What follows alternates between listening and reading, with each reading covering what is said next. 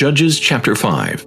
Then Deborah and Barak the son of Abinoam sang on that day, saying, When leaders lead in Israel, when the people willingly offer themselves, bless the Lord.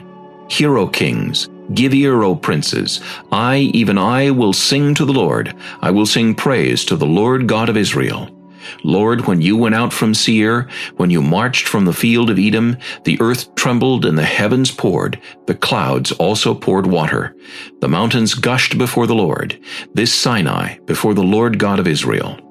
In the days of Shamgar, son of Anath, in the days of Jael, the highways were deserted, and the travelers walked along the byways. Village life ceased, it ceased in Israel, until I, Deborah, arose a mother in Israel. They chose new gods. Then there was war in the gates. Not a shield or spear was seen among 40,000 in Israel.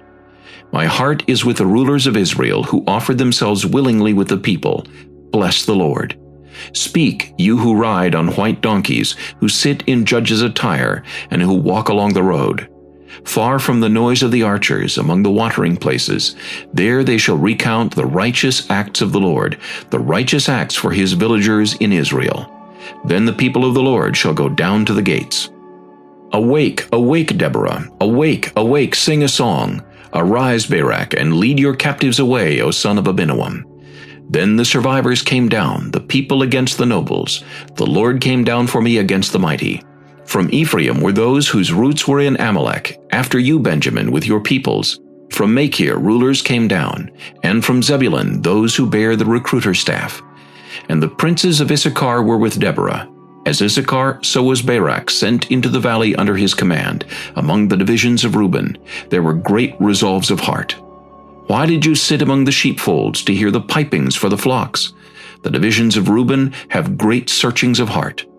Gilead stayed beyond the Jordan. And why did Dan remain on ships? Asher continued at the seashore and stayed by his inlets. Zebulun is a people who jeopardized their lives to the point of death. Naphtali also on the heights of the battlefield. The kings came and fought. Then the kings of Canaan fought in Taanach by the waters of Megiddo. They took no spoils of silver. They fought from the heavens. The stars from their courses fought against Sisera.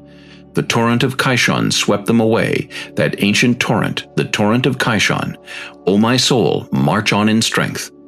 Then the horses' hooves pounded, the galloping of his steeds.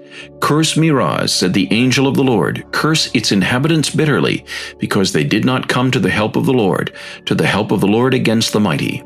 Most blessed among women is Jael, the wife of Heber the Kenite. Blessed is she among women in tents. He asked for water, she gave milk. She brought out cream in a lordly bowl.